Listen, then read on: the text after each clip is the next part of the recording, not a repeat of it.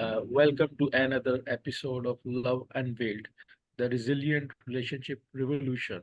I'm Waqas Malik, a forgiveness coach, and today we have Jon-Paul, an army veteran, speaker, high performance coach, and lifelong learner, back with us.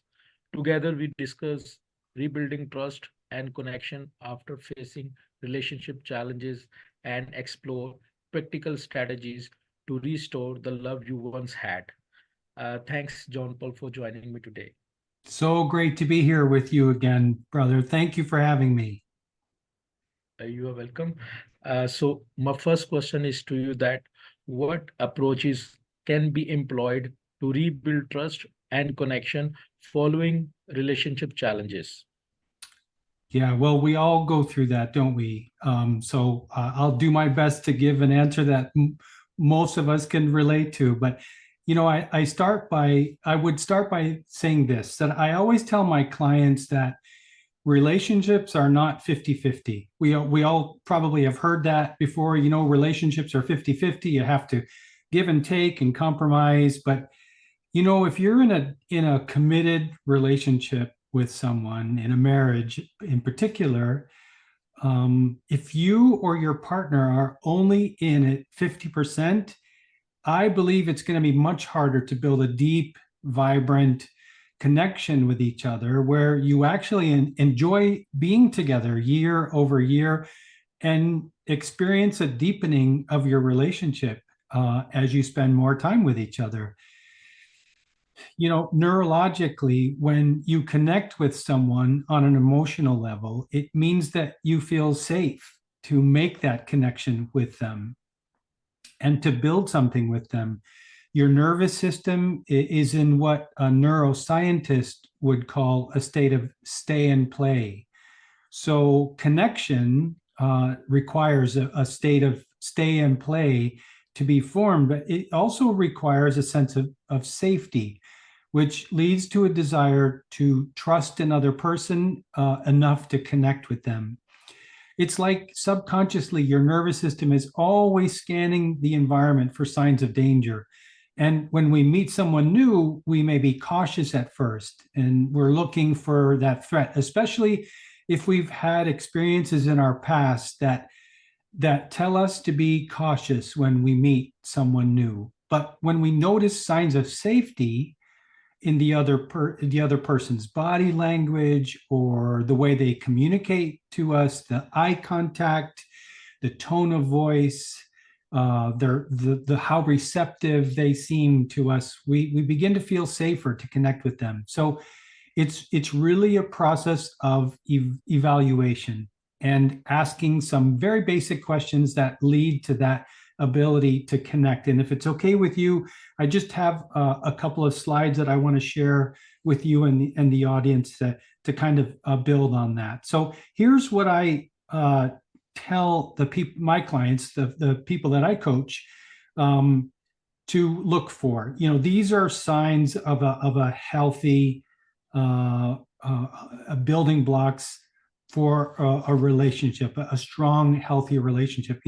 I tell my clients, connecting with anybody requires trust. And these are 4 easy questions we can ask as we start to create a relationship with others, to really get clear on how well we can connect with them. Does the other person, do I feel seen by the other person? Do I feel heard by them? When we are communicating, do they demonstrate that they're genuinely interested in hearing us and hearing our point of view? That goes to how valued we feel with this other person and how accepted. That's the third question. Do you feel accepted by that other person? Does the other person listen attentively? Does the other person take an interest in you and your life and your shared experiences in your life and your opinions about things, your ideas about things, without judging them? Or are they dismissive of them? Do they impose their ideas and their beliefs over you?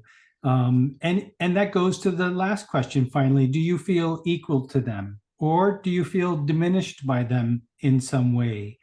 And I think these are factors that really contribute to our ability to build trust with someone else. And when a relationship is challenged or in crisis, sometimes that trust is being compromised.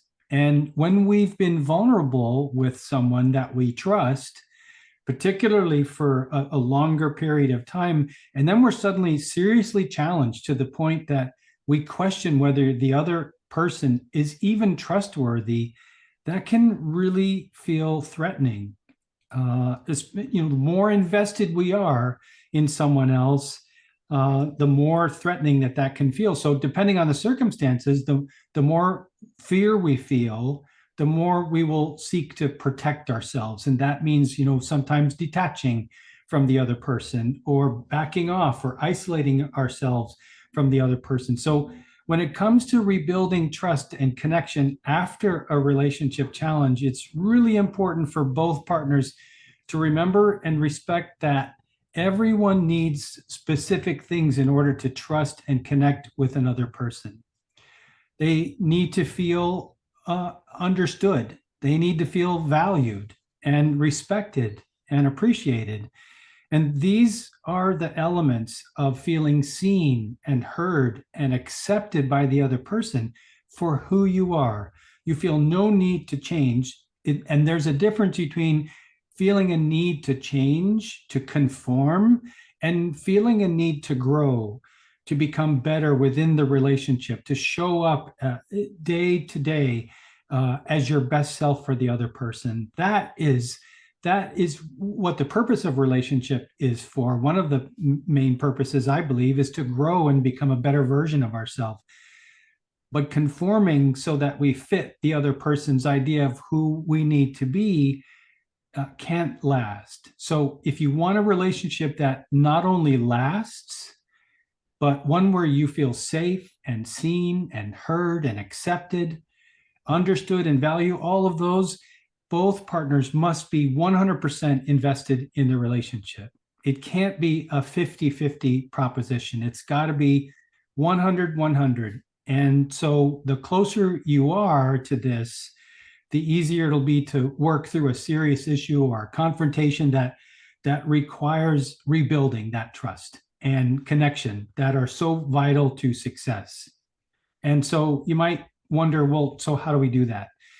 Rebuilding trust and connection, I believe, requires a thoughtful and strategic approach. And it's up to the couple to determine what approach works best for them. What are the dynamics that work best for them and in their relationship and where they are in that relationship right now. So first and foremost, open and honest communication serves as really the foundational cornerstone of this rebuilding process.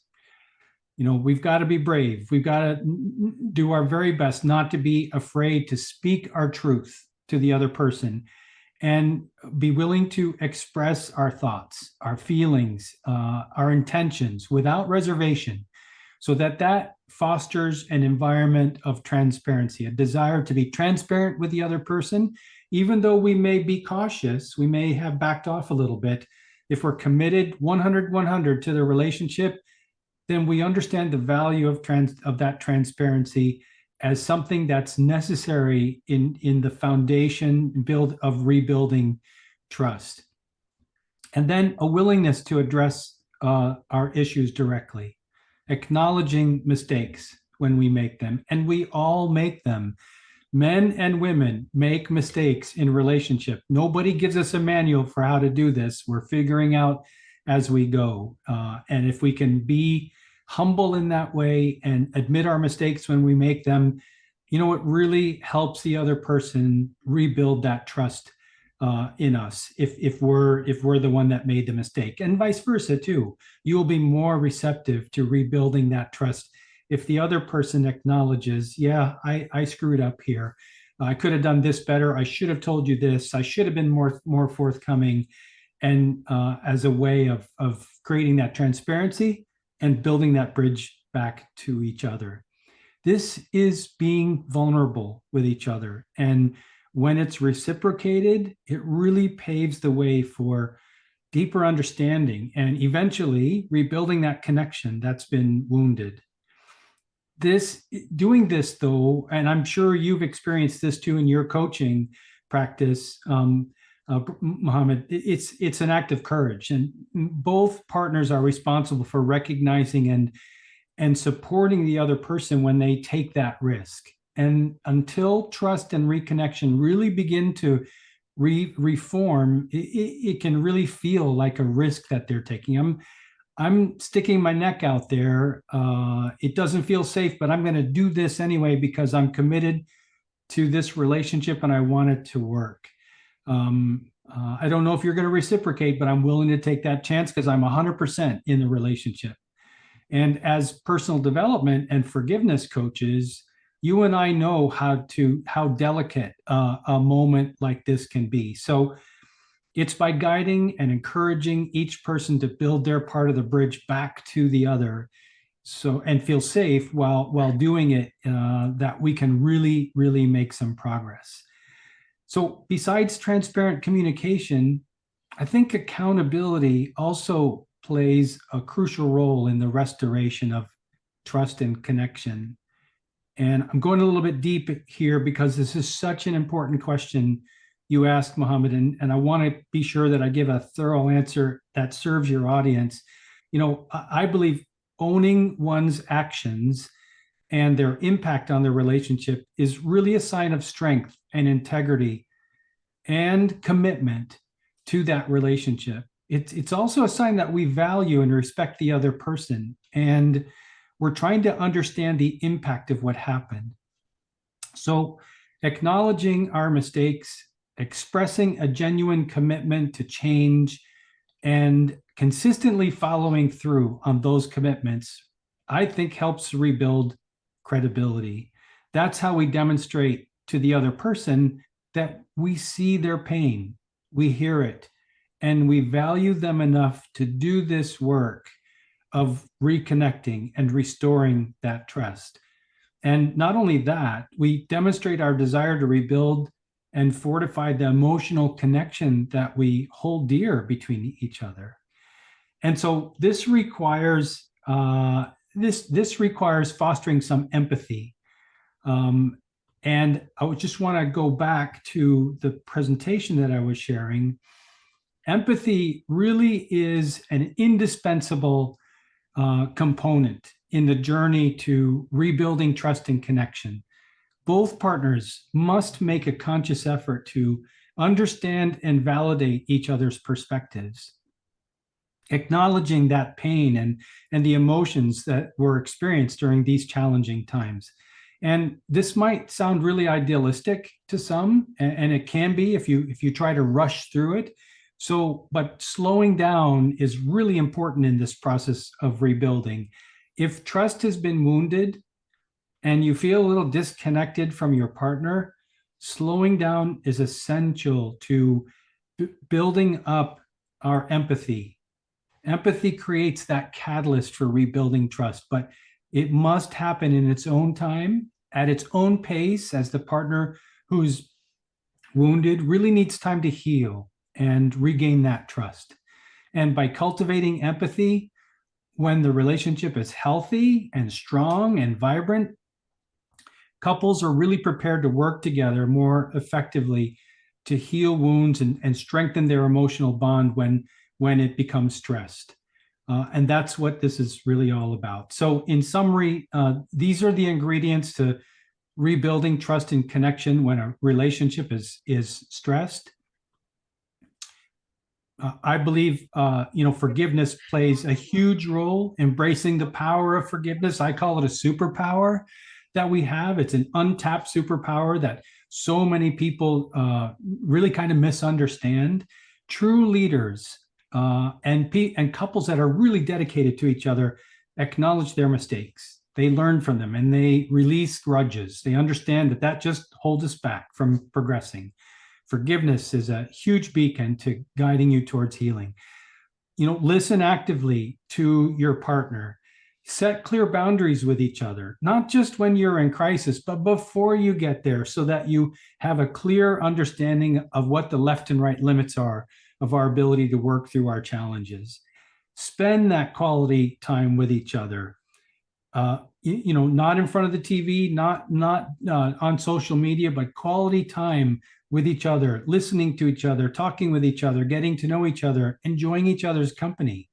Celebrate your progress. Look back and be reflective on what you have accomplished in your relationship up to now, and be grateful for where you are and what you've experienced, the good and the bad, and the progress you've made together. And that, all of that together, really helps to reignite your emotional intelligence, but your intimacy as well, physical and emotional intimacy. They're both vital for that reconnection to happen.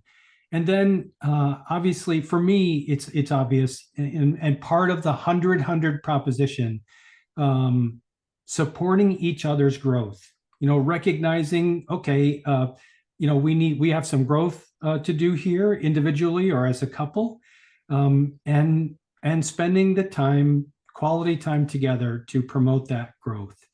And I'll just finish a little bit of a long answer, but I'll just finish by saying, remember that rebuilding is really a collective effort. It's a team effort that both of the partners are involved in. And if you embrace these strategies with courage and commitment, I believe you'll emerge victorious in the quest for a stronger and more resilient connection with your partner, and where you're super equipped to deal with adversity in the most positive and constructive way you possibly can when it occurs.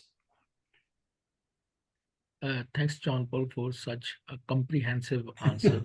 And I really learned from this answer. So my next question is to you, that how can you address issues like addiction, eating disorders, and low self-esteem within your relationships? Yeah, that's such an important question and such an important topic. And we could probably do an entire program on this, because, the idea of any of these, addiction, eating disorders, low self-esteem within the relationship, is really one that I believe is so misunderstood. And as we misunderstand it, we misjudge it, and then we respond in ways that are not always helpful. So let's talk about addiction. I really believe addiction is very much misunderstood in our world, as I said. And because of that, we've built up some stigmas. We've created some stigmas and stereotypes about addiction that are actually preventing us from addressing it properly, especially in the context of its impact on relationships. Whenever addiction or low self-esteem or disorders of any kind, and eating disorders, tend to signal the possible presence of unhealed trauma within the relationship. Not because of the relationship, people often bring unhealed trauma into relationships with them, only to discover them while they're in that relationship. So in the context of our relationships, misunderstanding addiction really leads to judgment that only does more damage. So how can we overcome that? Well, first, I'm not an expert on addiction, but I do follow and study very closely people who I consider to be the world's foremost experts on trauma and addiction, and they're related to each other. And one of those experts is Dr. Gabor Mate. He's a physician who was born in Hungary during World War II. He now lives in Vancouver, Canada, with his family, where he has his practice. Very, very well known. If you're on YouTube, you can easily find Gabor Mate and his talks on addiction and trauma. They're on YouTube. But rather than give you my opinion, if you don't mind, Mohammed, I'd like to share with you how Dr. Mate defines addiction, and then we'll discuss it in the context of addressing addictions that exist in relationships. So thank you. Let me share my slide here, and I think I have some audio that goes with this. Let's see if it works.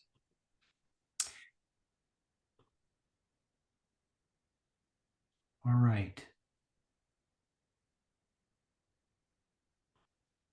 So an addiction is a complex psychological, physiological process, but which manifests in any behavior that a person enjoys, finds relief in, and therefore craves in the short term, but suffers negative consequences in the long term and doesn't give up despite the negative consequences.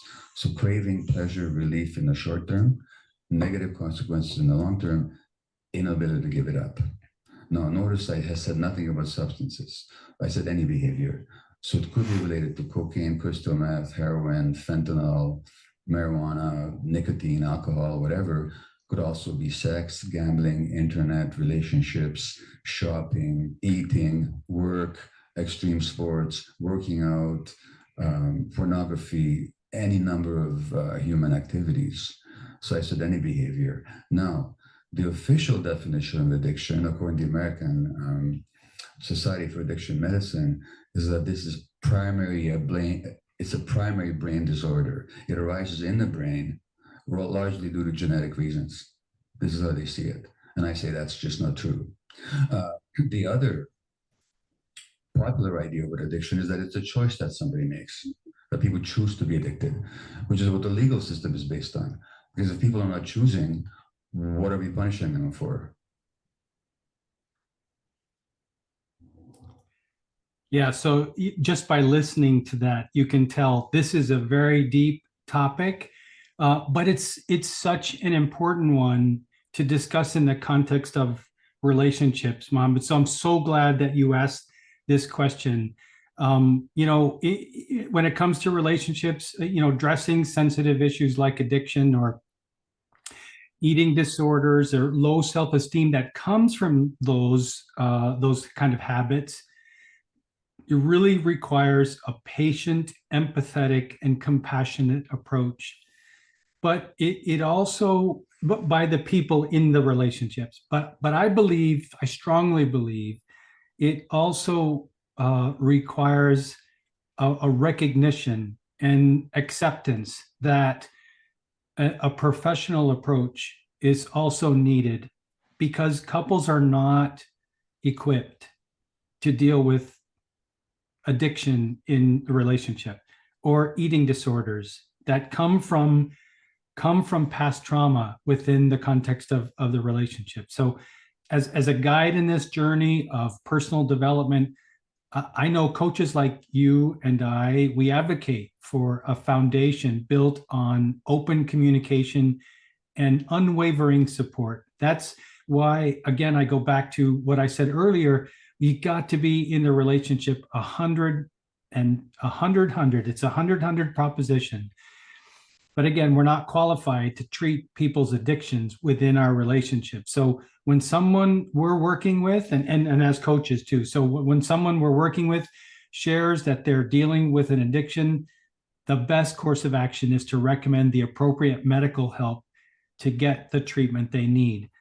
We absolutely ought to continue to coach them, because that medical treatment, that counseling, is backward facing. It goes after the source, the root cause of that pain that leads to the addiction that we often know is not good for us, but we do it just to escape, just to feel good for a moment, just to relieve ourselves of that pain for just a moment. A trained counselor, a particular one that's trained in trauma treatment, is very skilled at getting to the root cause of that pain and dealing with it.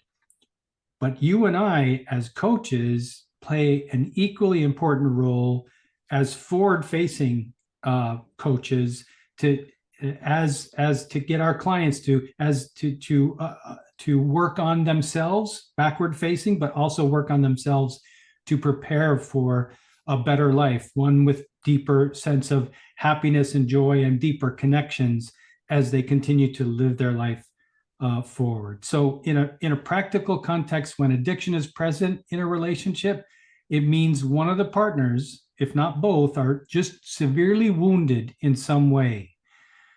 And we tend to judge addiction But if we can shift the way we see it and consider that it's a wound expressing itself in that other person, perhaps we can show up a little bit more in a compassionate, empathetic way and take the necessary steps to find healing. You know, those wounds, they're most often traceable back to childhood trauma that they may not even be aware of. And that childhood trauma came in the form of abuse, either emotional, physical, sexual, or domestic abuse that they either witnessed or experienced firsthand. It could be physical or emotional neglect.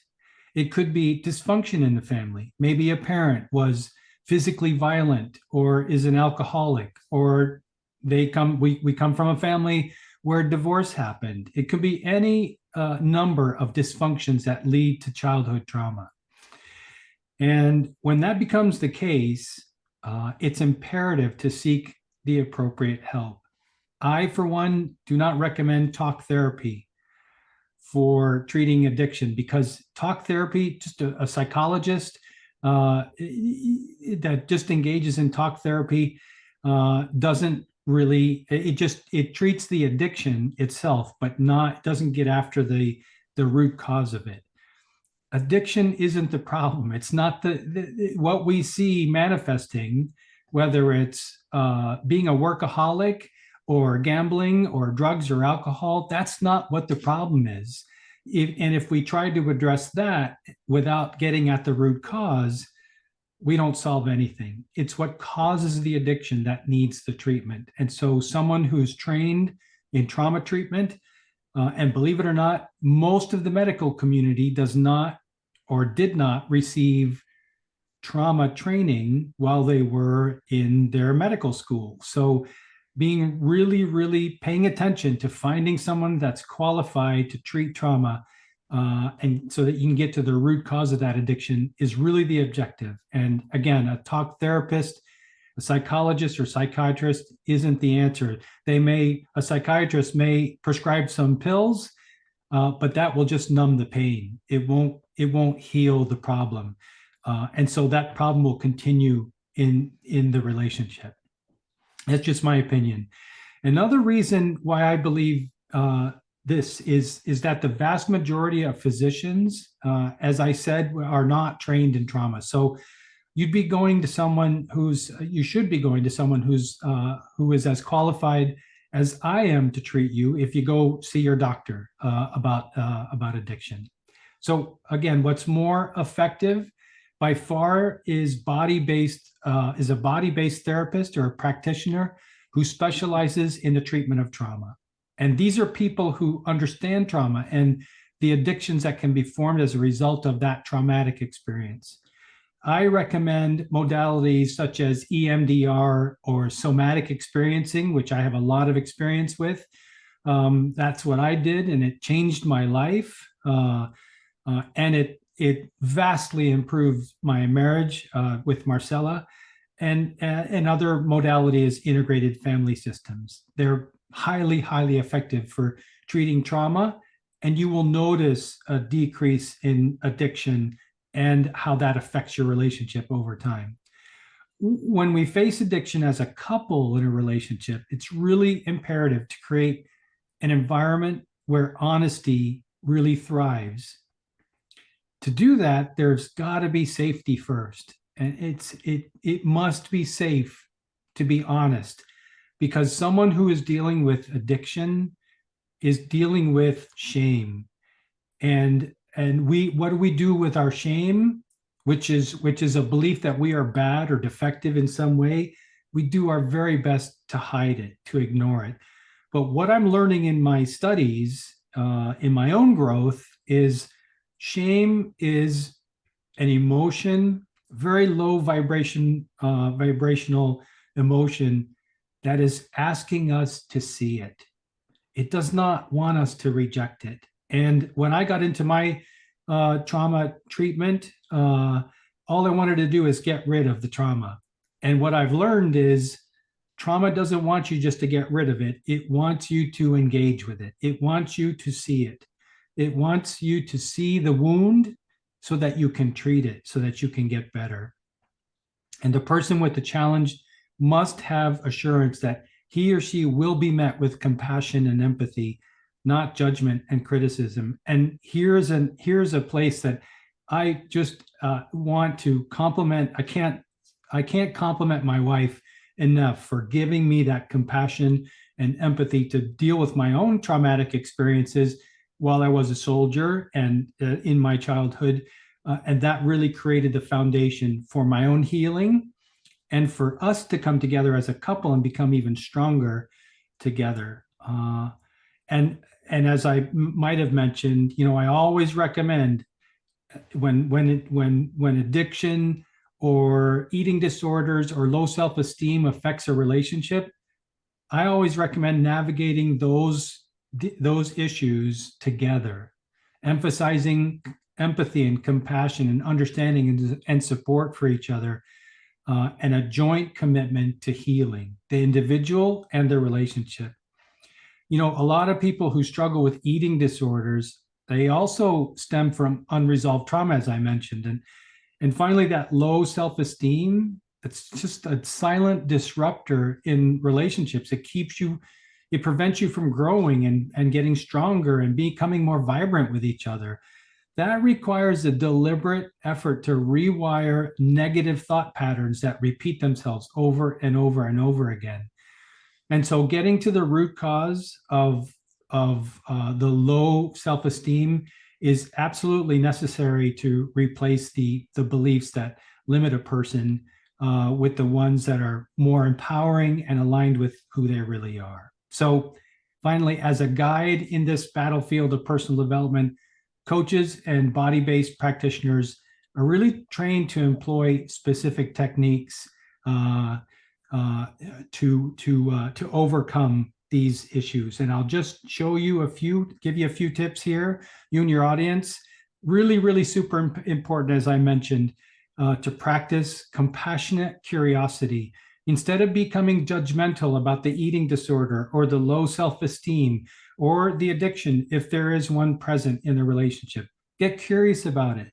Try to understand that is the body communicating pain to the other person. Notice it, get curious about it, and then start communicating about it in a compassionate way. If it's too much for the other person, if that trust isn't built up, and the resilience isn't there, go find a qualified professional to talk with. Do it together. It's an opportunity. See it as an opportunity to grow, heal as an individual, but grow as a couple. And next, I would say to set realistic goals. Healing from eating disorders or low self-esteem or addiction, if it's present in the relationship, takes time. It's not like flipping a switch. We don't go in one day with an addiction or feeling really terrible about ourselves and judging ourselves harshly and then walk out after an hour all fixed. It takes time. So set realistic goals, support each other, and keep working toward it. You will see results. And while you're doing that, encourage self-care. It doesn't always have to happen with the couple together. Individual self-care, we have a responsibility to prioritize self-care for ourselves and for the relationship. And this includes mental, emotional, and physical well-being. Reinforce that idea that individual growth contributes to the strength and the vibrancy and the deepening of a relationship that's important to you. I'd also suggest to have that support system. Eating disorders are hard to deal with. We see suffering happening in a partner that's dealing with an eating disorder, and it hurts us, and we feel powerless to do anything for them that works, that sticks, that is lasting. And so getting that help is an important step. Having that support system, maybe there are groups. In some communities, there are groups that provide support to people with eating disorders. Certainly, 12-step programs are helpful in overcoming low self-esteem or the addiction of alcohol abuse, for example. And as I mentioned before, celebrating our progress is so vital. Seeing that we're progressing and noticing it and celebrating it and integrating it is so essential to our personal growth and our growth as a couple in our quest to overcome these real hard issues of addiction and low self-esteem and eating disorders. And as you do that, again, in it 100%, both partners reaffirming your love while you're dealing with a deep issue that may be psychological, that may be emotional, it may be trauma based, that's leading to that addiction or that eating disorder or that low self-esteem that just drags us down. Reaffirming our love and commitment is so essential to making sure that the other person's not going to quit us, they're not going to give up on us, they're in it for the long haul, and they're in it 100%. And that goes so far to reinforcing that strong emotional connection. So I'd say again, by approaching these challenges with a united front and implementing these strategies, you're going to navigate the path of personal development within your relationship and with resilience and strength. And healing relationships affected by depression, anger issues, and fear is absolutely possible when you're fully committed to each other and you're taking the right steps to be compassionately curious and support each other on our quest to heal. Sorry, again, long answer here, but this is such an important topic that we're talking about today. So thanks for the opportunity to talk a little longer. Actually, I should say thanks because it's really helping and productive. I'm The so glad. audience will learn. I myself is learning so much, and the audience will also be learning from your answers. I'm so So glad. thank you, Jon-Paul. Yes, sir. My next question is to you that is it possible to heal relationships affected by depression, anger issues, and fear of death? Is it possible to heal relationships affected by depression, anger? I believe it is. All of us have challenges in our life. And certainly all of us are affected by anxiety and moments of depression and anger. We're often triggered by events in our environment and within the context of our relationships to bouts of anger and depression and anxiety. Certainly, as we were talking about in the last question, when you're dealing with real heavy kinds of issues like addiction or eating disorders or low self-esteem can absolutely lead to reoccurring episodes of depression or anger within the relationship. One person may be depressed because they have low self-esteem or they're dealing with an eating disorder that's and they can see themselves deteriorating. But on the other hand, the other partner may express or may have feelings of anger while that's happening. And this is completely understandable, but it underscores how important it is, how essential it is to seek that professional help, that qualified professional help to help us overcome these bigger issues that can really weigh down and stress an otherwise healthy and vibrant relationship. I think our idea of death evolves over the course of our life.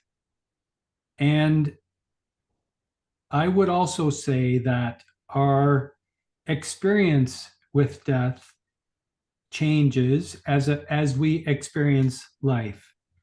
Certainly, there are places in the world that are experiencing a tremendous amount of death and destruction and trauma.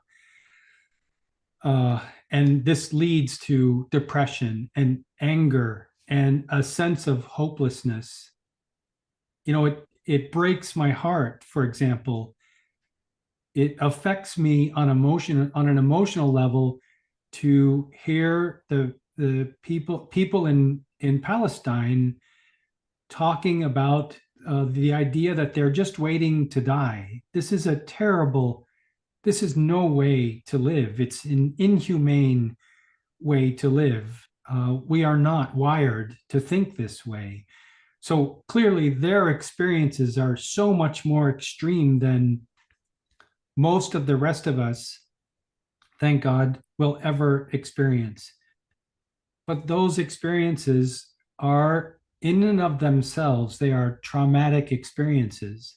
And I believe we must see them as traumatic experiences and treat them as traumatic experiences. The same thing is happening in Ukraine, for example, and other parts of the world where there is war and famine and destruction and poverty and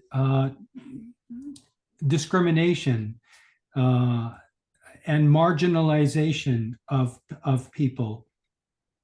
Those are all traumatic experiences that not only affect the individual, but they affect the group and the community and the region and the world writ large. So I am a firm believer that as we help people get into treatment for the depression, the anxiety, the trauma, the fear of death that comes from our personal lived experiences, we're actually taking steps to heal the world.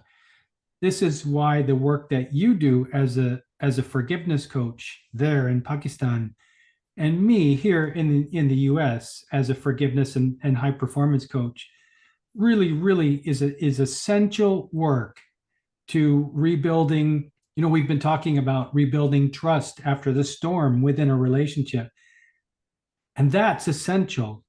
But rebuilding it within ourselves as an individual to begin, and then within our relationships, our intimate relationships, and then in our career, in our professional relationships, in our community, our social relationships. Every step that we take to coaching clients to create a forgiving mindset, to learn how to apply our superpower, I call it, of forgiveness, our ability to forgive, and to find meaning in even the most terrible experiences in life, is one step toward healing the world. So I believe it is possible. It is absolutely possible to heal relationships that have been affected by depression or anger issues, and certainly the fear of death. I would suggest taking similar steps as I outlined in the previous question when we discussed addiction and eating disorders and low self-esteem, because certainly depression and anger issues and fear of death even can lead to a sense of helplessness, which is rooted in a lower self-esteem. And so supporting each other, being intentional about our self-care, and really committing to doing the work of healing, I believe not only strengthens ourselves and builds ourselves up, but leads to a healthier relationship. Right. So, is there a way to rebuild trust and communication while managing chronic pain?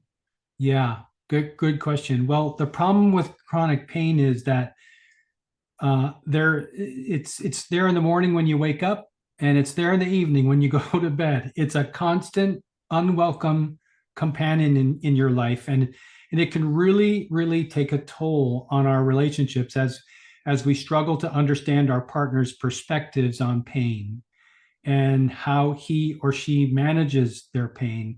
You know, I've experienced this. I have not been the one that has experienced chronic pain, but I've had a family member that complained chronically about their pain that they were in. And it's very stressful on a family. I can only imagine that it's very stressful in an intimate relationship as well. But here's the bottom line.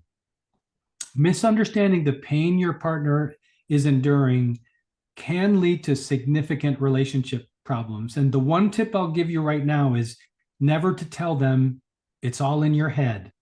That's a mistake we made in my family. We just didn't know enough about the subject to know how to approach it. But that's one counterproductive comment you really want to avoid. If one partner is skeptical about the source or the severity of the pain, and the other feels that they're not receiving the proper amount of understanding and support, chronic pain, regardless of where it comes from, can really have a toxic effect on relationships. So just hearing about pain can dampen the mood between a couple. And if you're the one that's in pain, the most likely sources of support, which are your partner, your spouse, your kids, your colleagues at work, maybe your community, your church or mosque community, may simply tune you out when you talk about it, especially if you talk about it again and again and again. You know, people don't always like bad news. They don't always like talking about pain, so they tend to shy away from it. But the good news is that how you talk about pain can make all the difference between feeling supported or feeling marginalized. And there are things you can do that help you win, not lose your loved one's support. I did some reading up on this topic, and Dr. Anne-Marie Kano, the Dean of the College of Arts and Sciences and Professor of Psychology at Gonzaga University in Spokane, Washington, says, people who have chronic illnesses desire support from their loved ones. But if the people around us are not supporting us the way we need them to, we might become resentful and feel like we're entitled to support. So in December 2009, Dr. Kano did a study and they followed 106 couples in which one partner had chronic pain and the other did not. And the chronic pain might have been arthritis or back pain. And their research showed that people in pain who felt entitled to more support from their partners were more likely to have excessive or exaggerated thoughts about the extent of their pain and the disability it was causing. We call that catastrophizing in psychology. And catastrophizing isn't a healthy or successful coping strategy, especially in the context of a relationship. In fact, it's associated with higher levels of pain and distress, and can lead to depression, which just compounds the problem within a relationship. It's also associated with passive ways of asking for help, which is a strategy that tends to backfire in most relationships. And if the person in pain doesn't receive the help they want or expects, they might react with anger or disappointment, even if the other person had no idea of what was expected of them. Another person I did some reading up on was Dr. Michael Geiser. He's a professor of physical medicine and rehabilitation at the University of Michigan. He said that the person who isn't in pain is more likely to respond in kind, especially if they suspect that the other person is exaggerating their pain. He says if one partner doesn't believe in the diagnosis, then they're more prone to respond in an angry fashion as opposed to being more supportive. So this cycle of resentment, aversion, and unmet expectations can really affect every aspect of a relationship. And if partners who are in pain constantly feel that they deserve more special care and treatment and attention that they're receiving, it can create a mismatch of attitudes, and it can cause problems in couples and spill over into other areas of their life that leads to more disagreement, like financial decisions and decisions about how to spend their leisure time together.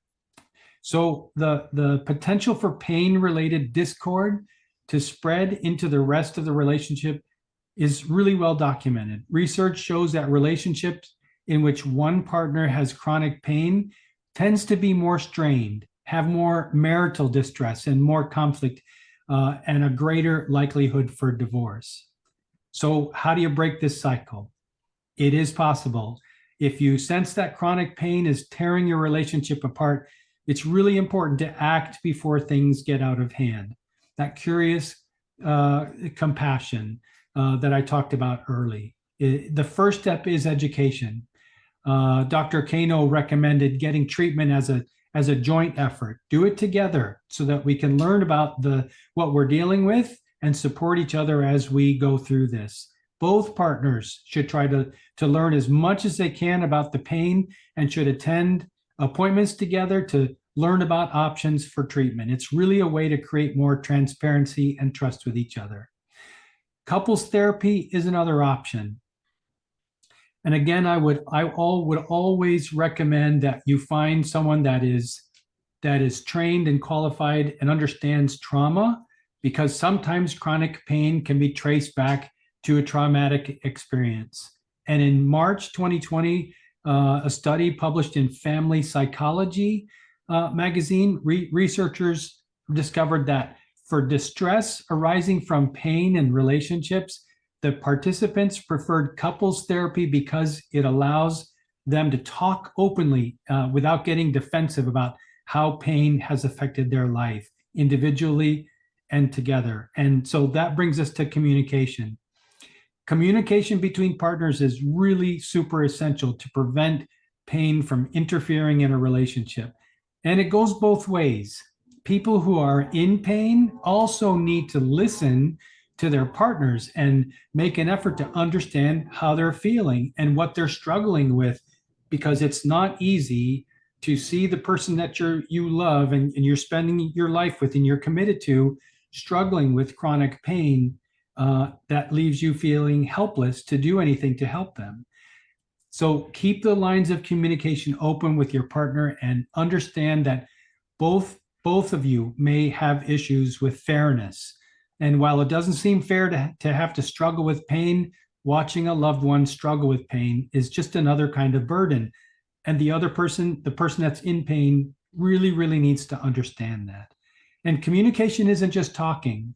People in pain should realize that they might be signaling anger or distress, even if they think they're doing a good job hiding the pain. So it's important to be aware that you can manifest pain purposefully by talking about it, or manifest pain indirectly through facial expressions or body language. The more committed you are with each other, you focused you are with each other, the easier it is to pick up on those hidden signs and be affected by it. And that's why open and transparent communication is so essential to the healing journey. Right. So what practical recommendations can you follow to restore and fortify your relationships? Yeah, it's really, really essential, Mohammed, to be intentional. And I'll show you a slide here with some tips. It just can't be one person doing the work. Remember, to experience a deep, abiding, vibrant connection with someone, the kind that feels and supports your need for aliveness, relationships must be a 100-100 proposition. If one person isn't in it 100%, but if one person is in it 100%, but the other person isn't, it really starts to create an imbalance that makes it more challenging to restore and fortify an important relationship. We've talked about the importance of communication. According to a study in the Journal of Marriage and Family, good, effective communication significantly correlates with relationship satisfaction. So when we establish a safe space for transparent dialogue, it really sets conditions that allows partners to express themselves, understand each other, and collaboratively work together to address concerns in a constructive way that creates progress and growth within the relationship. Another powerful approach is practicing forgiveness, a favorite topic that you and I love to talk about. I believe it's an untapped superpower that we have, and that's why I love talking about it. And really remember, forgiveness isn't about the other person. forgiveness is a gift that we give to ourselves. And when we view it that way, when we view it in the context of giving ourselves grace when we struggle in life, instead of judging ourselves and demeaning and diminishing ourselves, we can start to see the value of letting go of anger and resentment and guilt, or a host of other negative, disempowering emotions. We're only hurting ourselves when we hold on to these emotions that serve a purpose, but are really meant to be tapped into sparingly and for very short durations. They do carry a valuable message, but they are not meant to be held on to. You know, the kind of forgiveness that I teach looks for the divine perfection in all of our life's situation. It recognizes that we're all connected to each other and that we use tactics like mirroring and projection, denial and suppression to protect ourselves from a perceived threat. Lessons we're meant to learn are hidden in these tactics and emotions. And as long as we keep doing them, we miss the lesson that our life experiences are trying to show us. So investing time and energy in forgiving by employing compassionate curiosity and empathy to find those lessons is really a highly, highly effective way to grow and see our lives, our relationships, and the world around us in a whole new light. As a forgiveness coach yourself, you know that forgiveness is a superpower all of us have within us. We can tap into it anytime to overcome a situation, grow, and learn to make new or better choices. And here too, forgiveness goes both ways. In fact, I believe all forgiveness ultimately is self-forgiveness. So owning our choices and taking responsibility for our actions actually empowers us. It leads to higher levels of courage and confidence. A survey conducted by the Gottman Institute revealed that personal accountability is a key factor in long-lasting relationships. So by acknowledging our mistakes and demonstrating a commitment to growth and change, it's not just an act of integrity. You rebuild credibility and showcase your strength of character to your partner. Consistency is not always easy. I know that I struggle with that myself, but it's crucial. It's crucial to keep trying, to keep working on it. And as you work on it, you will get better on it within it. This integrity-driven approach really builds a solid foundation of trust that withstands the test of time. And finally, embracing a growth mindset is really the third dimension of relationship restoration. Research done by Stanford University shows that couples with a growth mindset are more likely to sustain healthy relationships.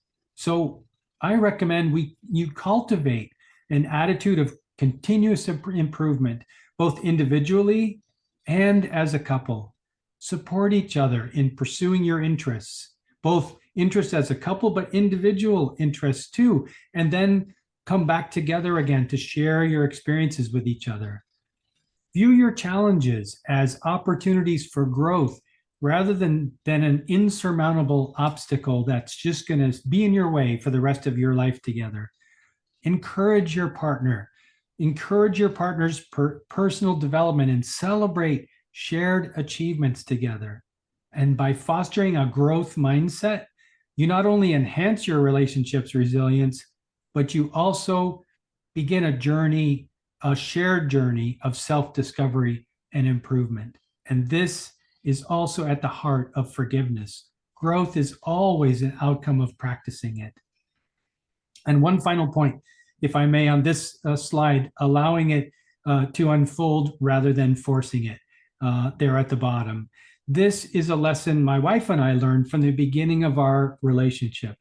When things were really new between us, we noticed very early on that if we respected each other's limitations without judging them and allowed our relationship to unfold naturally without a need to intervene and control things in order to create a certain outcome, the results always exceeded our expectations. So talk about deepening, we experienced such a deepening of our connection that it felt really like exponential growth to us. It was really an insight we learned early on that was a difference maker in our relationship. And we continue to practice the art of allowing it to unfold more than 10 years later, trusting that God or the universe is always with us and is always working toward our greater good. Amazing. Thank you for being part of our exploration into rebuilding trust and connection. Stay tuned for our next episode where we delve deeper into nurturing healthy family dynamics and breaking the cycle of generational trauma. Thanks, John Paul, for your time. You're welcome, brother. Good to be with you.